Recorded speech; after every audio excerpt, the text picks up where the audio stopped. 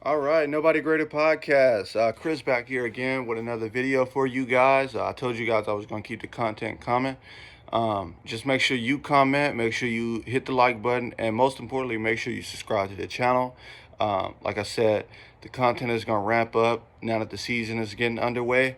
For this video, I just want to focus on Richie Incognito. I always get his name mixed up a little bit with the with the vowels in it. But I want to make this video about Richie Incognito. As everybody know, in the NFL recently, he just retired after 15 seasons in the NFL. A lot of people know Richie Incognito for the good and for the bad. I've been watching Richie Incognito for a long time. I've been knowing his name for a long time. Let me just give you guys a little bit of background on him, just so if you're not familiar with him, you are by the end of this video. He was a third-round pick, pick 81 to be exact, for the St. Louis Rams when they were still in St. Louis. This was in 2005. He played at the University of Nebraska. He was the only freshman that started like the whole season, that beat out his competition and started for the whole season. I think he won a lot of conference awards for that. He only slipped in the draft to the third round. He didn't have a problem with his size. He was like 6'3", 6'4", 300 pounds already in not in high school, in college. The only thing that made his draft stock slip is because he got in a lot of issues, a lot of trouble in college. Can't really knock him for that. College is a crazy environment. You meet a lot of different type of people. You could get scooped up in the wrong different types of crowd. But that was the reason why he slipped in the draft for the most part. The talent was there, evidently, and the size was there, evidently. So he played with the Rams from 2005 to 2009.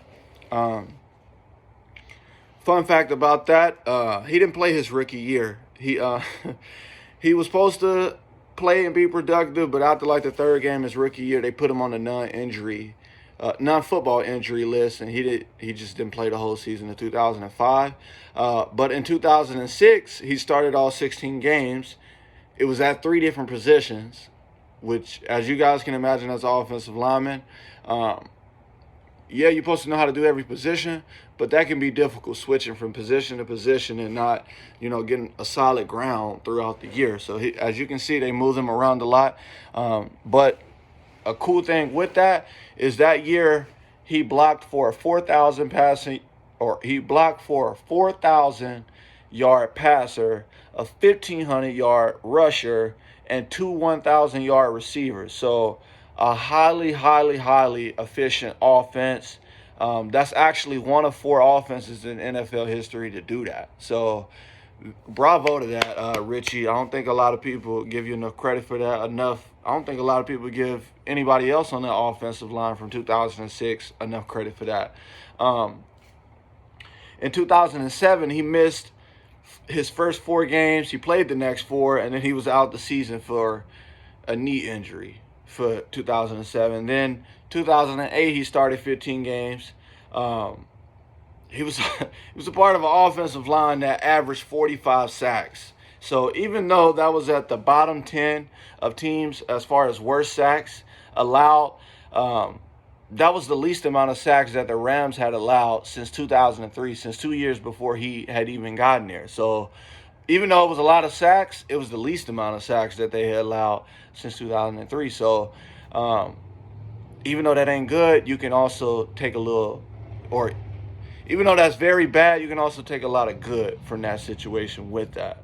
And then in 2009, he played 9 games and was waived after that Titans game. A lot of us remember that Titans game where he had butted 2 players on 2 different instances. He got 2 fines for that. I think it was like $15,000 each, if my memory serves me correct. He definitely got 2 15-yard penalties for that. And whenever his coach benched him for that, the whole second half, Steve Spagnuolo, I think I butchered his name, he got into it with his coach basically for benching him for the second half of the game, and he lost his composure.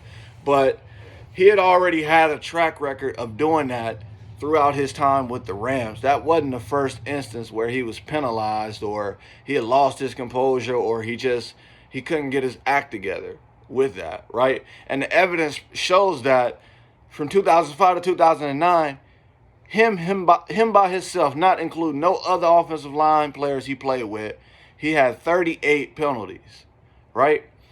But I just want you guys to think about this. 2005, 2009, it's 2022, right? He just retired in 2022. So that was 13, 14, 15 years ago. I mean, I know it seems like a long time. I even had to realize myself, like, man, Richie's been in the league for a long, long time. Like 2009, 2005, that's a long time ago. Would have been 2022. But a lot of people know him. Right? I know him from when he played with the Dolphins, because after he got waived by the Rams, he went to the Bills for that 2009 season, but he was eventually waived.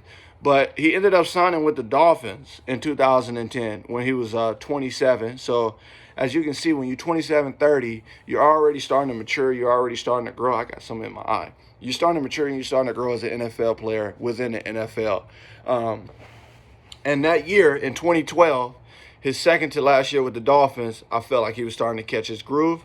When he was 29, he earned his first Pro Bowl selection. So that lets you know, like, he was very, very productive in 2012 for the Dolphins. I think that was the year they had Reggie Bush, if I'm not mistaken. So he was blocking for Reggie Bush during that time. And Reggie Bush for the Dolphins was a very, very solid rusher, a very, very solid player.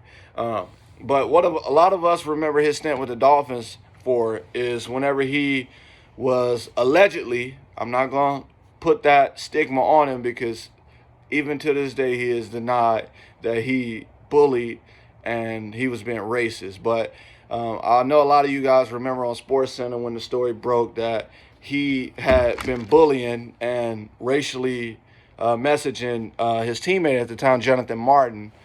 Do anybody remember Jonathan Martin? Exactly. A story had came out from Chris Mortensen that Richie Incognito was bullying Jonathan Martin after he had left the team and he was just staying away from the team. A story came out that the reason behind that was because Richie was bullying him throughout the whole year. And I think they even had a story where they tried to say that Richie Incognito was trying to finesse basically Jonathan into buying the Dolphins players at the time a $15,000 trip to Vegas. And Jonathan was not going for it. He didn't want to do that. So Richie turned up his, allegedly, mind you, his racism towards Jonathan with text messages and the bullying. He amped it up. And as a result of that, Jonathan ended up leaving the team. I don't believe he came back. I'm not too sure. One of you guys can leave it in the comments if he ever came back. I don't remember hearing. After that story died down, I don't remember hearing about it. Because Richie this was in November 2013. And Richie, he got suspended that month. And he didn't come back. He wasn't reinstated until February of 2014. So as you can see, a lot of months, or a good amount of months had passed before he had came back and was reinstated. But that was pretty much the end of his tenure with the Dolphins. He took 2 years off just to kind of, you know what I'm saying, to just kind of, how can I put this? He took 2 years off to just kind of clean, I wouldn't say clean up his image, but just, let the story die down and just, I'm sure he was training. I'm sure he was preparing himself for his next opportunity. That's what I was looking for. So he ended up getting his next opportunity with the Bills in 2015, and he played with them until 2017. And as we know, that was a great signing for the Buffalo Bills because Richie Incognito was a 3-time Pro Bowler for the Buffalo Bills in those 3 years that he played with them. So it paid off very, very well for them, which made him a 4-time Pro Bowler, which he finished with. And then in 2017, keep in mind, throughout all these years and all these tenures with these teams, he was injured at different times. Sometimes it was the whole year. Sometimes it was 4 games, 5 games, 6 games. He was always injured. But I saw a stat that said that out of the 164 games he played, he started every game. So it was never a moment where he had to come off the bench and come in and relieve somebody else of their duties. When he was on the field, he was starting. When he was on the field, he was productive as a pass blocker. He was a big guy, so if you're 6'3", 300 pounds, that's a lot of man to try to move around as a defensive lineman. And that also shows that he played 15 years in the NFL, and he only retired because I'm sure the age caught up to him. He's 39, so after 15 seasons, 39 years old, I'm sure his body, like I said, all the injuries he went through, I'm sure he had a lot of wear and tear. I mean, he came in the league in 2005. The league is way different 17 years later than in 2005. And he had years taken off his career because of the situation with the Dolphins and after the situation with the Bills. I think he tore his Achilles. Or no, he came to the Raiders in 2019. And not too long after that, he tore his Achilles and he was out the whole year. So even with the Raiders, he was injury prone. But when he did play for the Raiders, he was very, very productive. Productive to the point to where they gave him a 2-year, $14 million deal in 2019 to stay with the team. And, I mean, he was injured throughout that time.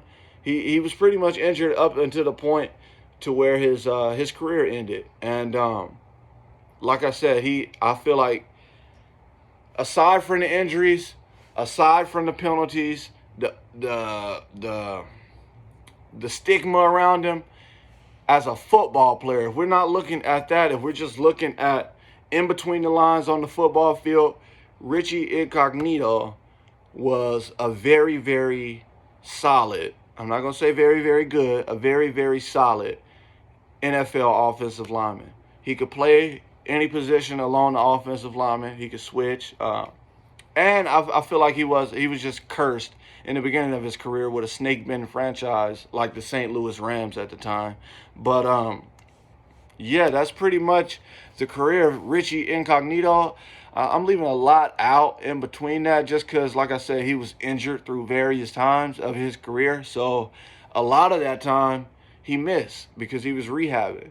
And all I'll say is this: Richie Incognito, thank you for the time and thank you for the service that you gave us with the Raiders. I really, really appreciate that. Anytime you stepped on the field, you made your presence known with your pass blocking, with your running blocking, and with your presence just as a football player. Even though you still caught a couple penalties with the Raiders, you were productive. I mean, not a lot of people can say they played 164 games in the NFL, and not a lot of people can say they started every game they played in. So congrats to that. Congrats on a great, well, I wouldn't say a great, on a nice 15-year career, Richie Incognito. 4-time Pro Bowler. That is nothing to sneeze at. You should be very proud of that. Do I think you'll get in the Hall of Fame? Probably not, just because you don't have the Super Bowl rings with it. But that doesn't take away from the fact that when you was on the field, you was productive. So I salute you. I wish you the best in your retirement. And thank you. That's my take on the situation. And please like, please comment, please subscribe.